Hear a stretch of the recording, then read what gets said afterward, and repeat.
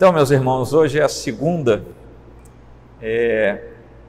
vez em que nos reunimos para falar a respeito do presbiterianismo e hoje o presbiterianismo encaixado na realidade brasileira.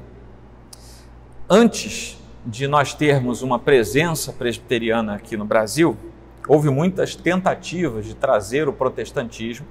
Vamos nos lembrar que o Brasil é descoberto exatamente no tempo em que a reforma está acontecendo na Europa, então são episódios paralelos, e logo em seguida ao descobrimento começam as primeiras tentativas de trazer o protestantismo para o Brasil. No entanto, o protestantismo só chega de forma consolidada ao Brasil no século XIX. Nós vamos chegar lá. Mas um pouquinho antes, 4 anos antes de Ashbel Green Simonton, sobre quem vamos falar um pouquinho, foi o nosso primeiro missionário presbiteriano de missão presbiteriana, e vocês vão entender por que eu estou falando isso, mas em 1855 chega ao Brasil um casal, um missionário escocês, Robert Wright Kelly, e a sua esposa, Sarah Poulton Kelly. Eles chegam ao Rio de Janeiro, portanto, 4 anos antes dos presbiterianos, e esse foi o primeiro missionário a atuar em terras brasileiras de modo intencional, com vistas a implantar uma missão no Brasil. Antes dele, e desde o começo do século XIX, havia protestantes no Brasil, mas eles não tinham autorização para pregar ostensivamente o evangelho, mas eles podiam vir com um aspecto de, vamos dizer assim, de capelania, para atender os grupos que migravam para o Brasil, particularmente Rio de Janeiro e essas cidades maiores da época, mas particularmente o Rio de Janeiro recebeu vários. Aí nós temos luteranos e anglicanos, principalmente, que chegaram no início do século XIX, para dar assistência a essas comunidades. Uma outra presença protestante no século XIX foi também das capelanias específicas, por exemplo, para marinheiros. Vamos lembrar que o século XIX tinha nas rotas marítimas o grande fluxo de comércio, né? Não havia rotas aéreas, enfim, era através de navio. E havia várias instituições e agências que cuidavam de ter sempre uma capelania nos portos ao redor do mundo. No Brasil não foi diferente. Mas Kelly foi muito importante para o protestantismo no Brasil. Ele se aproxima de Dom Pedro, ele era um médico escocês. Ele já chega ao Brasil com seus 50 e poucos anos. Então ele já chega aqui com uma certa maturidade.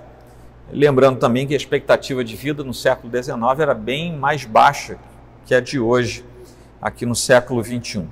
Mas, resumindo, ele e a esposa eram musicistas, então eles traduzem muitos hinos, e o primeiro hinário que se tem notícia em língua portuguesa aqui no Brasil foi fruto do trabalho deles.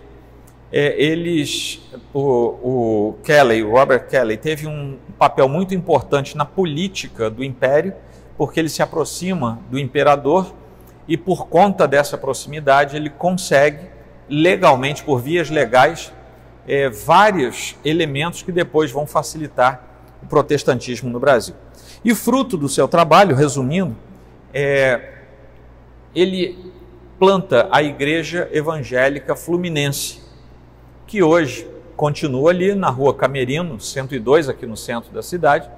É o templo de igreja local, de missões. Não valem as capelanias, que já tinham alguns templos, mas de missão para plantar o protestantismo no Brasil, pregando para brasileiros, é a igreja mais antiga.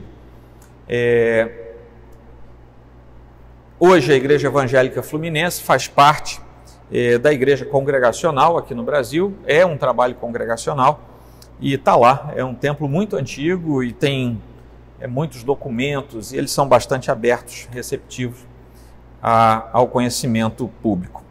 Antes de Kelly, vale mencionar que houve 2 tentativas de implantação calvinista no Brasil. A mais antiga acontece em meados do século XVI, quando calvinistas huguenotes vêm para o Rio de Janeiro, especificamente para o Rio de Janeiro. Quem tiver curiosidade pode visitar ali a Catedral Presbiteriana, tem alguns monumentos que falam disso. O museu que tem dentro da igreja pode ajudar com alguma... É um pequeno museu, mas pode ajudar com alguma referência visual. Mas o que acontece é que em 1555, com o projeto da França Antártica, querendo povoar o Brasil com franceses, Villegagnon, o vice-almirante que estava aqui no Rio de Janeiro, pede a vinda de calvinistas para cá, ele era simpatizante, e vem 3 navios com muita gente para cá, entre elas 20 e poucas pessoas, e 2 pastores, os reverendos Guillaume Chartier e Pierre Richier. Em 1557, celebra-se o primeiro culto em 7 de março. Primeiro culto protestante das Américas, Estados Unidos, Canadá, o primeiro foi aqui no Rio de Janeiro. E no dia 21 de março daquele mês, a primeira Santa Ceia das Américas. Como deu errado, deu ruim, né, como o pessoal diz aí, e eles tiveram, vários foram deportados, expulsos, outros foram mandados de volta para a Europa, a maioria, e alguns foram presos. E na prisão eles tinham que negar a sua fé protestante, coisa que eles fizeram o contrário, e o primeiro documento protestante das Américas também foi escrito aqui no Rio de Janeiro, que é a Confissão de Fé da Guanabara, com seus 19 artigos. A segunda tentativa já foi no Nordeste, né, com a entrada dos holandeses. Quem envia os missionários para Villegagnon foi a Igreja Reformada de Genebra. Quem envia os reformados para o Nordeste foi a Igreja Reformada Holandesa, que ficou mais de 30 anos no Nordeste. Ao final desses 30 anos, eram 59 igrejas, presbitérios, o sínodo, já tinha tudo organizado. Se eles tinham 2 presbitérios, um sínodo, se eles não tivessem sido expulsos, talvez tivesse prosperado essa presença reformada lá. Enfim, essas são as 2 tentativas anteriores. Até que em 1859, depois do Kelly, né, o congregacional, em 12 de agosto chega ao porto do Rio de Janeiro o missionário presbiteriano Ashbel Green Simon, que viveu entre 1833 e 1867. Ele morre bastante jovem, com 34 anos, aqui no Rio de Janeiro. Ele chega logo depois, ele já era formado em letras, ele faz teologia em Princeton, que era na época, não era a grande universidade conhecida hoje, já era importante e grande, mas ainda era um bom seminário confessional, coisa que hoje não é mais, né? Mas ele chega, depois chega o cunhado dele com a irmã do Simonton, que era o reverendo Blackford, que vai para São Paulo, o reverendo Francis Schneider vai para o interior de São Paulo, e assim, um ano após o outro, as coisas iam acontecendo. O Kelly, fofoca de bastidores, tá? Agora todo mundo prestou atenção, né? O Kelly, que já era um senhor, fica muito enciumado, está registrado nos anais, eu posso falar porque isso é informação pública, não estou disseminando fofoca, né? Mas o Kelly ficou bastante enciumado, e a tese dele era o seguinte: para que esse rapaz veio para o Rio de Janeiro? Por que ele não foi para outro lugar do Império? Porque aqui no Rio de Janeiro já tenho eu. Embora Kelly vivesse em Petrópolis e não aqui na cidade do Rio. E ele pede para 4 pessoas levarem 4 mensagens anônimas, assim, pouco gentis, e entregar na mão do Simonton. E o teor era mais ou menos esse: você está pescando no aquário do vizinho, é mais ou menos esse tipo de coisa, né? O Simonton, mesmo sendo jovem, ele teve bastante sabedoria. E ele desconfiou, só tem um sujeito pregando aqui, só pode ser ele, né? Não tinha muita gente para desconfiar. E ele procura o Robert Kelly e o confronta pela escritura, e o Kelly reconhece, confessa, pede perdão, ambos se reconciliam e a primeira briga entre denominações no Brasil termina bem, porque prosseguem, cada um fazendo o seu trabalho, como dois crentes, né? O Kelly deu uma vacilada, mas era crente. Então ele se arrepende e as coisas prosseguem. Em 22 de abril de 1860, Simonton oficia o primeiro culto em português. Ele chega em 59, leva um tempo aprendendo a língua, oficia o primeiro culto em português. Em 19 de maio de 61, o primeiro estudo bíblico é ministrado em português, na Rua do Ouvidor, número 31. A nossa Rua do Ouvidor, ele alugou uma sala e era ali que ele fazia as suas reuniões. Em 12 de janeiro de 1862, a Igreja Presbiteriana do Rio de Janeiro, a Catedral Presbiteriana, que a gente chama hoje assim, é organizada e essa é a primeira igreja presbiteriana em terras brasileiras. Organizada, igreja organizada. Naquele estudo bíblico havia 2 pessoas presentes no primeiro estudo e a igreja foi organizada com 2 pessoas também que tinham sido batizadas, feito profissão de fé e batismo pelo próprio Simonton. A partir de 62, muitos missionários começam a chegar dos Estados Unidos e até que em 63 a mãe dele fica bastante doente, ele tem que ir aos Estados Unidos e essa viagem, numa plantação de igreja, mas já havia outros missionários aqui, leva 15 meses, porque só para chegar lá eram 2 meses, mais 2 para voltar, e quando ele chega lá ele descobre que a mãe tinha acabado de morrer. Então ele não assistiu a mãe ao final da sua vida, mas conheceu a sua esposa, a Helen Murdoch, e se casam e voltam para cá. Em 1864 nasce a sua filha, deram também o nome de Helen, mas 9 dias após o parto, a mãe, a sua esposa, né, falece. Ela fica doente e falece. Algum tempo depois, o Blackford, reverendo Blackford e a sua esposa, que era irmã do Simon, assumem a criação da pequena Helen, porque ele não ia dar conta aqui no Rio de Janeiro sozinho. A imprensa evangélica, o primeiro jornal protestante aqui no Brasil, é lançado por Simonton. A primeira igreja, eu já falei para vocês, é organizada. O primeiro presbitério, o presbitério do Rio de Janeiro, que é o nosso presbitério, é organizado em 1865. E com a organização do primeiro presbitério, o primeiro pastor presbiteriano é ordenado, que era o ex-padre José Manuel da Conceição, que foi um sujeito importantíssimo no início da caminhada da denominação aqui em terras brasileiras. Já havia então, para que o presbitério se formasse, a igreja de São Paulo, do Rio, de Brotas, que eram filiados ao Sínodo de Baltimore nos Estados Unidos, e depois o seminário também é formado aqui, que se chama Seminário Primitivo, o primeiro seminário que era aqui no Rio de Janeiro, depois ele fecha, mas foi a base dos nossos estudos teológicos aqui no Rio de Janeiro, no Brasil.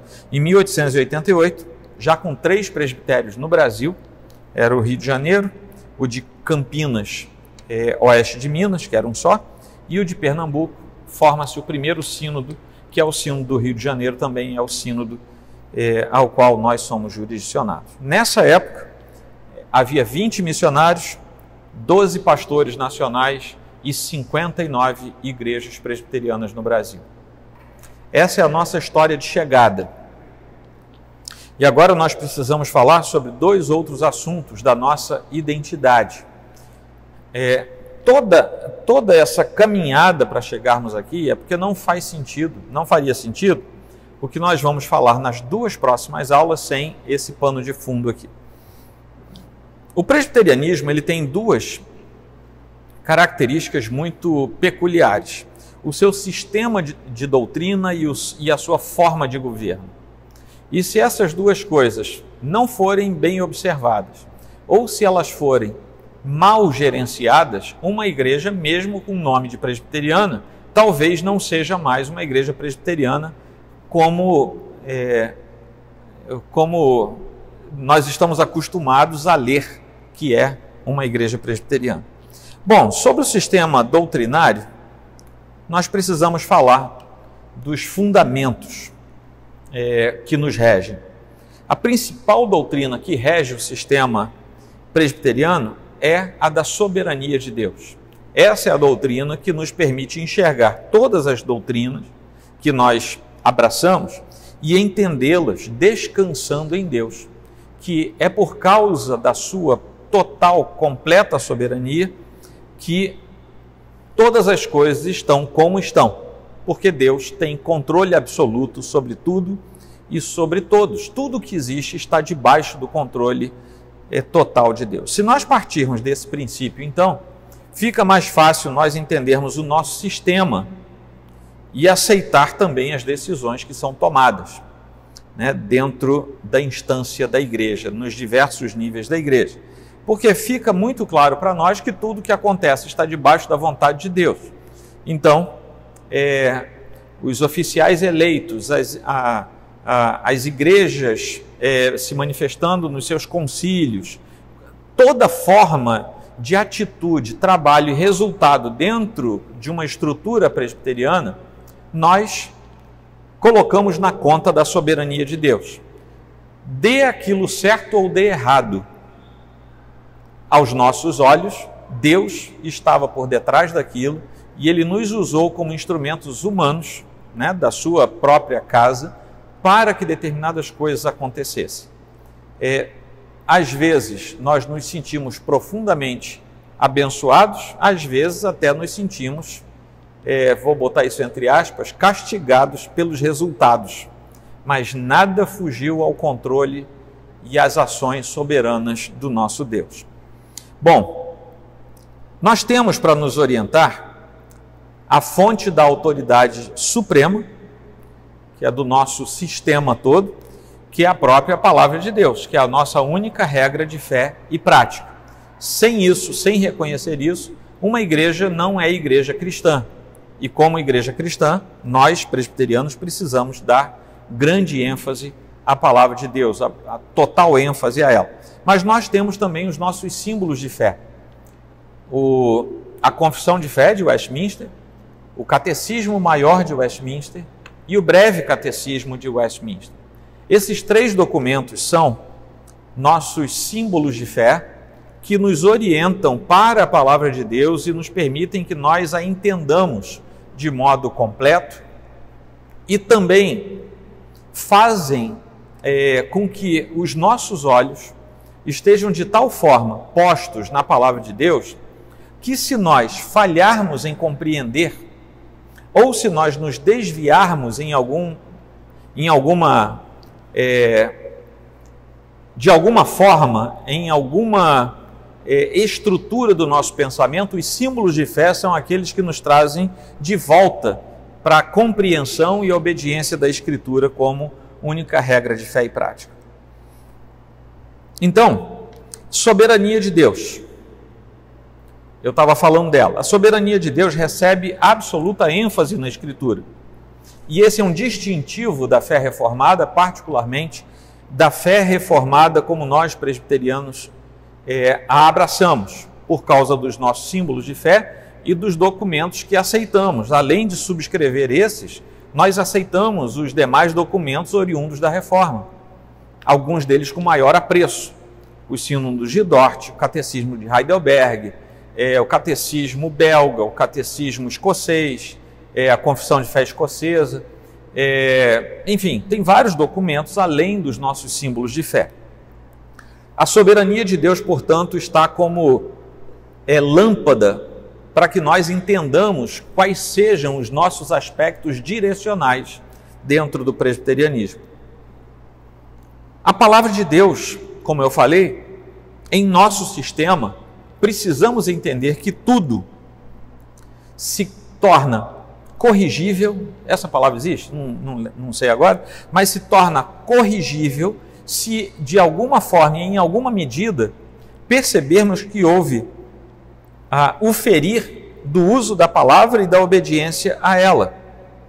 Ou seja, como a palavra é a nossa única regra de fé e prática, Quando nós erramos, é exatamente a palavra de Deus que nos traz de volta e nos permite acertar. Então a palavra de Deus tem a missão precípua de revelar Cristo a nós, essa é basilar.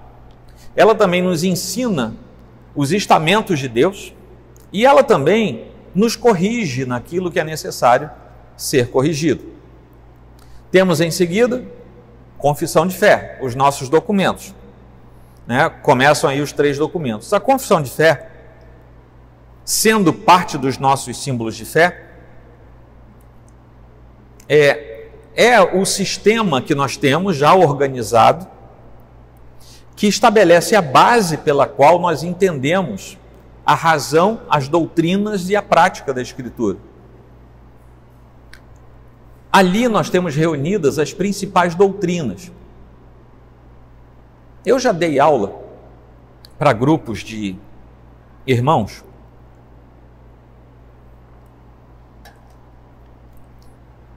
e quando eu perguntei quem já leu, eu não vou dizer nem onde nem que grupo, tá? É para vocês ficarem aí nas nuvens agora. Mas quando eu perguntei, eles tinham que ter lido, tinham que conhecer. Só digo isso para vocês. Mas quando eu perguntei, quantos já leram aqui a Confissão de Fé de Westminster? Eu fiquei surpreso, porque eram vários irmãos, uns 50. Uns 3 levantaram a mão da nossa denominação e uns outros 2 irmãos levantaram a mão e eram de denominações pentecostais e já tinham lido. Era uma turma mista, um grupo misto, já tinham lido os documentos nossos e nós, que éramos a enorme maioria, ninguém tinha lido, quase ninguém tinha lido. Quando eu pergunto sobre os outros 2 documentos do símbolo de fé, o catecismo maior e o breve catecismo, a mesma coisa. Aqueles mesmos tinham lido tudo, o resto não tinha lido nada. Nós precisamos conhecer os nossos símbolos de fé. Estudar, analisar. Tá? A exaustão, eles estão distribuídos, eles são de domínio público, você pode pegar na internet. Eu até peço que alguém me lembre, eu vou botar de novo os links lá nos grupos da igreja, para todo mundo poder ler. E são baratos. Se alguém prefere no papel, não precisa imprimir, não. São baratos. Você hoje compra pela internet, tá? Mas esse é a confissão de fé. O catecismo maior e o catecismo breve são perguntas reunidas para tirar as dúvidas que foram daquilo que foi ensinado, analisado e estudado na confissão de fé. O catecismo maior inicialmente destinava-se ao ensino dos membros comungantes, dos adultos, e o breve catecismo destinava-se, em princípio, ao ensino de crianças e adolescentes. Naquele tempo, a divisão era diferente. Se você não consegue carregar peso, você é criança. Se você já carrega peso, você já é adulto. Era um negócio mais ou menos assim. Mas, hoje, os adultos não conhecem o texto das crianças. Nós temos que voltar a isso, tá bom? E os aspectos principais que nós temos aí, após o fundamento de tudo, são 4 que eu diria, mas um eu vou detalhar mais. A teologia, nós temos uma teologia com base sólida. É bem verdade que a teologia sem a vida é letra morta, mas a teologia é importantíssima, a gente não pode ir para o outro lado, para o outro extremo. Ah, não, eu só quero ser crente fervoroso, eu não quero saber de teologia. Só por isso já não é mais crente fervoroso. Tá? Temos que equilibrar essa balança. Você tem que saber muita teologia e tem que ter muita santidade. Aí você vai ser um bom crente. Se uma das duas coisas faltar, você vai estar em desequilíbrio. Então, 3 aspectos importantes aqui sobre a teologia. Nós aceitamos todas as doutrinas básicas que todos os cristãos aceitam. Sabe o credo apostólico? Doutrinas basilares. Nós aceitamos as doutrinas básicas que são aceitas por todos os cristãos. Ponto. Segundo, nós mantemos todas as doutrinas protestantes no nosso coração. Então aceitamos todas as básicas, mantemos em nós as que são protestantes. E, por último, adotamos todas as doutrinas calvinistas. Então, quando alguém pergunta assim, você é um presbiteriano, você é calvinista? Sim, porém, vamos além disso. Tá? Nós somos protestantes, calvinistas, somos cristãos, na essência da palavra. Nós temos um dever que vem após esse conhecimento e essa base teológica. Esse dever é viver de modo moral, de modo ético, na sociedade que nos cerca, a partir dos princípios cristãos. Nós temos que dar conta dos magistrados civis, como o Novo Testamento nos orienta. Nós temos um sistema de igreja que torna viável, possível, o relacionamento do homem ser humano, né, da pessoa crente, com aquilo que está ao seu redor, sem que necessariamente se contamine com o que está ao redor. Deu para entender? Nós não precisamos nos isolar, nós não precisamos ir agora morar numa fazenda para a gente sair de perto desse mundo que jaz no maligno. O mundo jaz no maligno, mas ele não pertence ao maligno. O Senhor, que é soberano, lembra da nossa doutrina, governa todas as coisas e nós estamos aqui como agentes do reino de Deus neste mundo. A gente tem que estar lá, se infiltra, anda, enfim, se relaciona, e é assim que a gente prega o Evangelho. O culto, o nosso sistema presbiteriano coloca como sendo verdadeiro o fato de que apenas o culto ao Senhor, na primazia do relacionamento com Deus, deve ser feito na congregação dos santos. Nós definimos o nosso culto da seguinte maneira: ele deve ser somente e exclusivamente a Deus, não pode ter nada no culto que não seja parte integrante da comunhão do seu povo com Ele, nada. É pecado ter teatro na igreja? Durante o culto depois do culto não, a gente impetra a bênção. Se alguém preparou uma peça, faz parte da nossa comunhão, os pais quererem, amém, depois do culto, eu impetro a bênção, terminou o culto. Para nós, o tijolo não é sagrado, então aqui não é sagrado, sagrada é a reunião dos santos na presença de Deus. Deu para entender? Por isso que o nosso culto aqui é tão simples. Até os anúncios são fora do culto. Tá? Sabe aquele negócio? 3 horas falando com você sobre a calçada, sobre o chão, isso é fora do culto. É antes do culto e depois do culto a gente faz outras coisas se precisar. Tá? Imaginou um monte de coisa acontecendo, os pais tudo ficando em pé, todo mundo com um celular na mão tirando foto. Deixa para depois do culto, né? Não vai atrapalhar a comunhão com o Senhor. Então, somente Deus deve ser adorado na mediação de Cristo, nos atos de condução do Espírito Santo, do nosso coração ao coração do Pai, enquanto o Senhor nos serve. Então, o Espírito Santo é aquele que nos permite receber o serviço do Deus Todo-Poderoso ao nosso coração enquanto nos reunimos em louvor e adoração a Ele. Essa foi a segunda parte, que é a parte do sistema doutrinário, e eu vou encerrar com o governo da igreja, que é o último pedacinho, mas que eu falei que eu ia falar um pouco mais. Bom, nós temos 3 formas de governo, vamos dizer assim, lícitas, e uma quarta que é ilícita no meio evangélico, tá? Então, as 3 formas lícitas são a congregacional, os irmãos congregacionais, batistas. É uma forma de governo que acha que toda congregação tem direitos e deveres iguais. É o que a gente chama de modelo democrático pleno, né? Está chateado com o pastor, alguém levanta a mão, propõe uma assembleia, vamos tirar o pastor. E vale, né? Vai em frente. É lícito. Os irmãos se dão bem com isso. Eu não me dou bem, porque eu acho que eu não ia me encaixar muito bem, mas está lá, os irmãos se deram com isso aí, amém, são nossos irmãos. Tem um outro que é o sistema episcopal de governo, em que os bispos têm autoridade sobre uma determinada região, sobre algumas pessoas. Né? Há vários tipos de modelo episcopal. O bispo pode ser eleito por um tempo determinado, ele pode ser vitalício, por exemplo, uma vez bispo, né? Bispo para sempre, né? Uma vez salvo, salvo para sempre. E nessas denominações, uma vez bispo, também bispo para sempre. Mas são lícitas, são formas de governo lícitas, diferentes da nossa. E tem a nossa forma de governo, que é a presbiteriana, em que um grupo de presbíteros eleitos forma um conselho que governa a igreja local.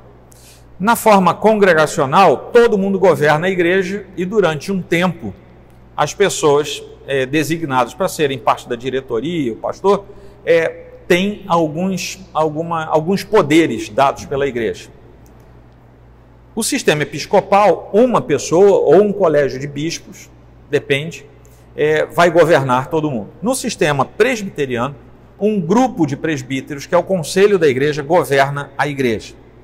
Então, as igrejas presbiterianas têm o seu conselho, algumas igrejas presbiterianas agrupam-se num presbitério, nosso é o presbitério do Rio de Janeiro, Igreja Presbiteriana de São Cristóvão, junto com outras 13 igrejas, formam as igrejas jurisdicionadas ao presbitério do Rio de Janeiro.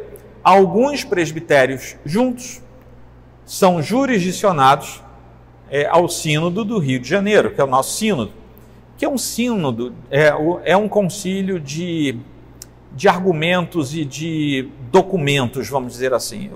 Em outra ocasião eu explico melhor a vocês. E todos os sínodos do Brasil todo são jurisdicionados ao Supremo Concílio da Igreja Presbiteriana do Brasil. Tem aquela quarta forma que eu falei para vocês que é estranha, que é o governo monárquico, em que um sujeito acorda um dia e diz assim: tive uma revelação, vou fundar uma igreja. E ele vira o papa daquela igreja. O que ele fala é lei, o que ele desfala é lei, ele faz e desfaz, ele manda e desmanda. Geralmente, ele vai ficar como líder até morrer, né?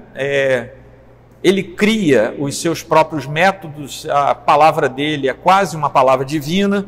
Isso aí não encontra amparo na Escritura. Nós temos hoje o famoso movimento neopentecostal, que é muito afeito a esse tipo de governo.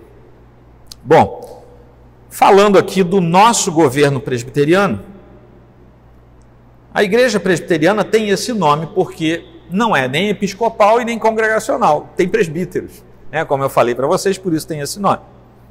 Não é governada pela congregação, ou seja, multiplicidade de poderes, e não é governado pelo bispo, ou seja, unicidade de poder. Não se concentra poder numa igreja presbiteriana. Existem falhas, claro que existem, né, gente?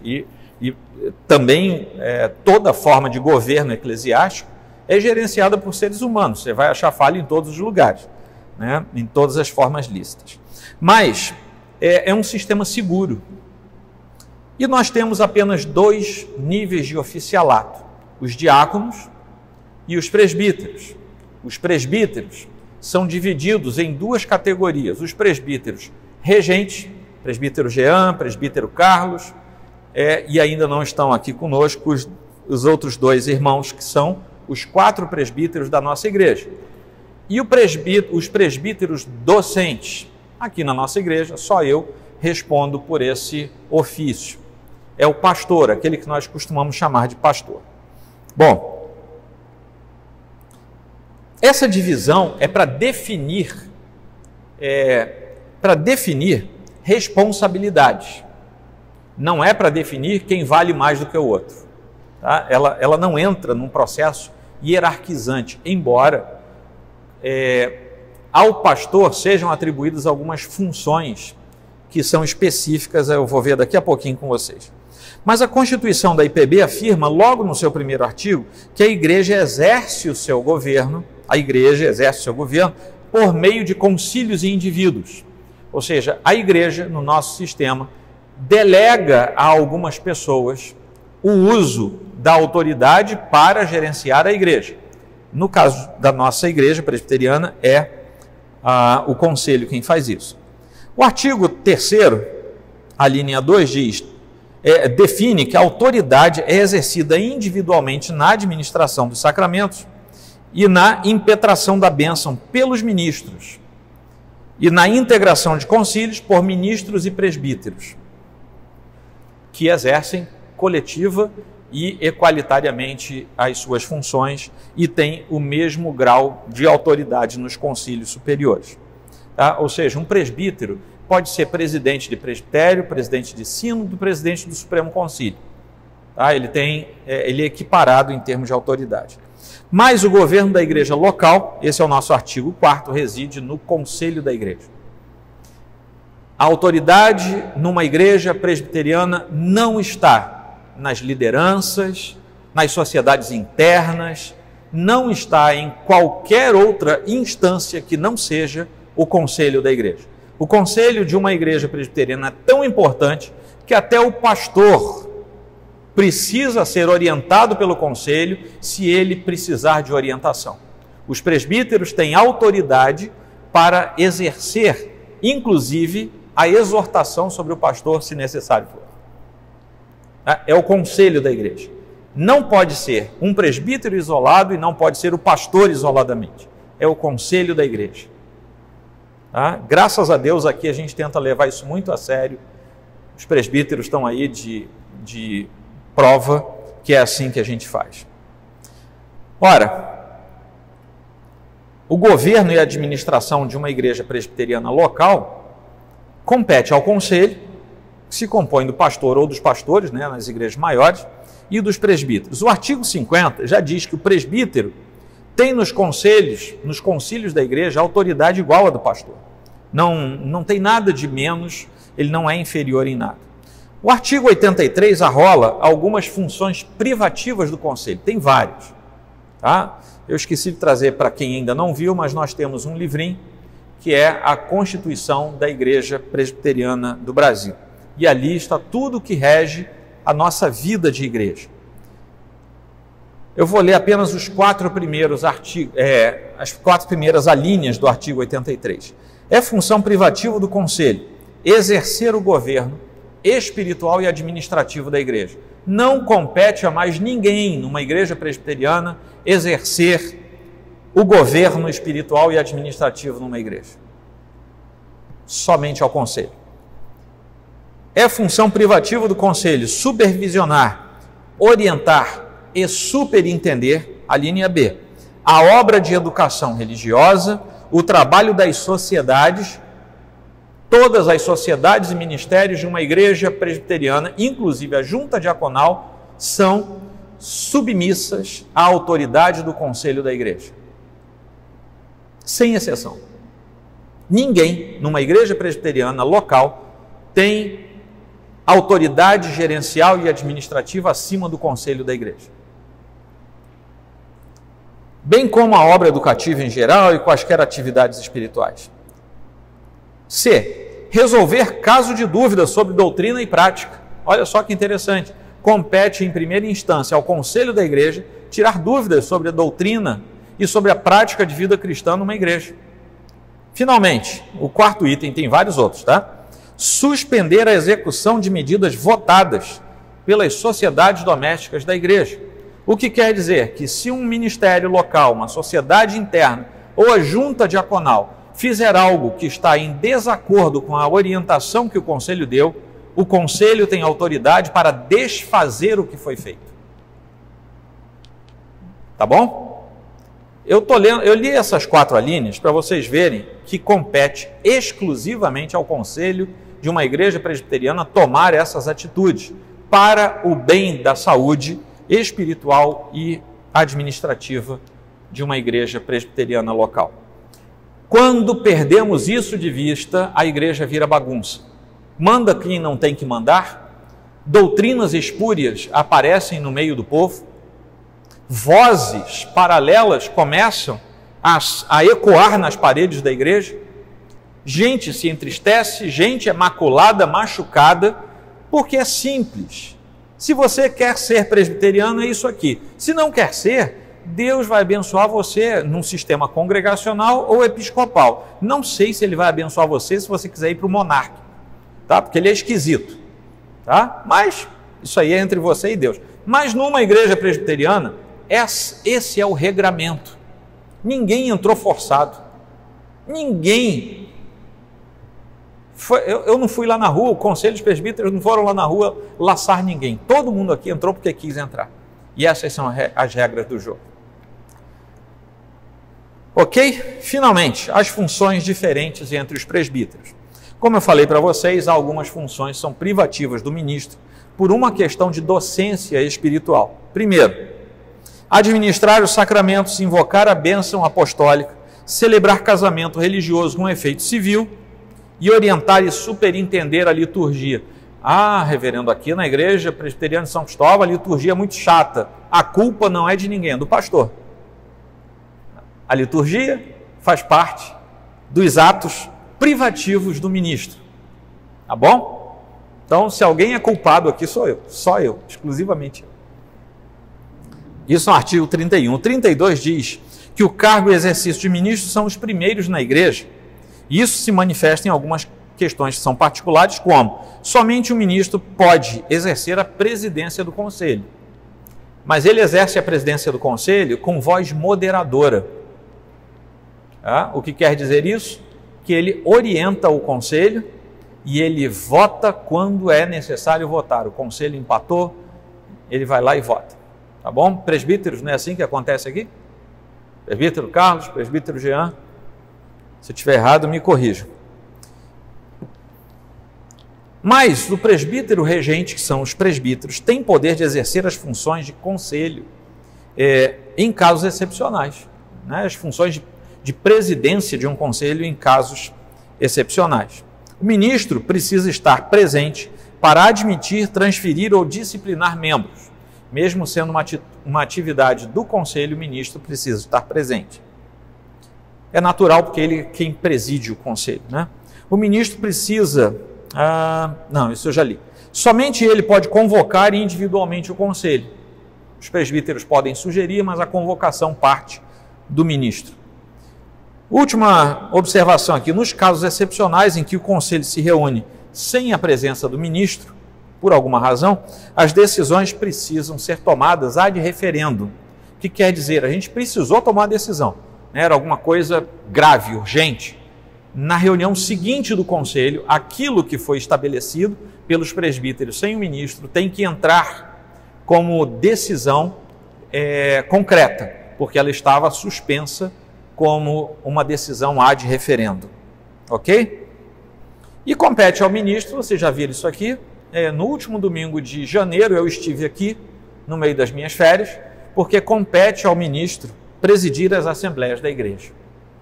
Então, por isso que eu vim aqui, era importante aquela assembleia e não dava para deixar para depois, enfim, por tudo aquilo que estava acontecendo. Concluindo, foi assim que nós chegamos ao Brasil. E essas são as duas características principais na forma de doutrina e de governo. Nas duas próximas semanas, nós vamos mergulhar mais na igreja local, tá bom? Não faria muito sentido a gente falar de igreja local sem chegar. Mundo, Brasil, e agora a gente vai para a nossa igreja local. Alguma pergunta, gente?